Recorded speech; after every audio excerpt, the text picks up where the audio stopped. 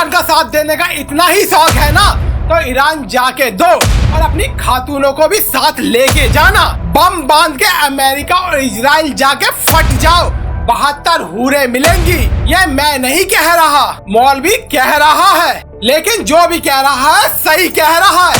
इस वीडियो को देखने के बाद आप भी यही बोलेंगे। कश्मीर के बुड़गांव से या हरामखोर अपने घरों से सोना चांदी गहने और नकदी इकट्ठा कर रहे हैं, किस लिए? भारत की मदद के लिए नहीं, यह सब चोरी छुपे भेजा जा रहा है, वो भी ईरान। अरे गद्दारों, ये सोना चांदी कहाँ से आया?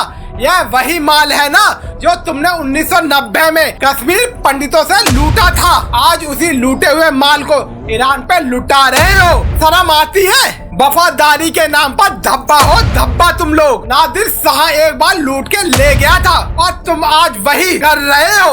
अंदर ही अंदर देश की तिजोरी खाली कर रहे हो, विदेश में भेज रहे हो। इसे गद्दारी ना कहे तो क्या कहे? आज ईरान के लिए तुम्हारी छाती फट रही है। लेकिन यह बताओ, जब कारगिल युद्ध हुआ था तब तुम लोग कहाँ बिलों में छुपे पड़े थे? तब भारत की मदद याद नहीं आई? भारत में रह के, भारत का नमक खाकर किसी और इस्लामिक देश के लिए जान देना ही क्या तुम्हारा उम्मा है? सुन लो भाइयों, उम्मा सिर्फ मजहब तक है। कल को अगर भारत का ईरान से युद्ध होता है तो ये भारत का साथ देंगे या भारत के सीने में ही खंजर घोपेंगे? गद्दार देखने हैं तो इनको देख लो। मोदी जी, अमित शाह जी, इन कश्मीरियों के पास धन दौलत की कोई कमी नहीं है। इतना माल है कि ये ईरान जैसे अमीर देश को दान दे रहे हैं। तो फिर मेरा आपसे अनुरोध है, इन गद्दारों की सबसे पहले सब्सिडी और सभी आर्थिक सेवाएं बंद करो। हमारी सरकार ने 23,290 करोड़ रुपए का ग्रांट ठूस रही है। यह हमारे देश का खून पसीने का टैक्स का पैसा है।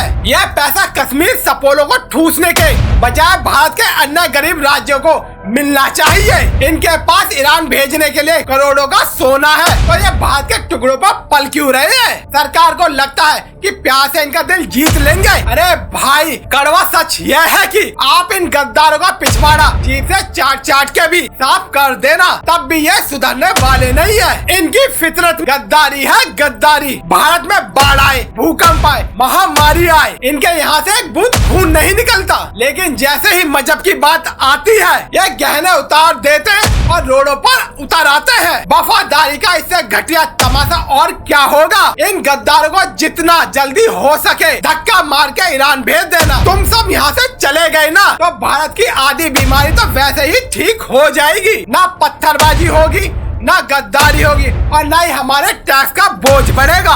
अगर 1990 में कश्मीर पंडितों ने हथियार उठा लिए होते ना और तुम्हें वही कुचल दिया होता तो आज ये दिन देखना नहीं पड़ता।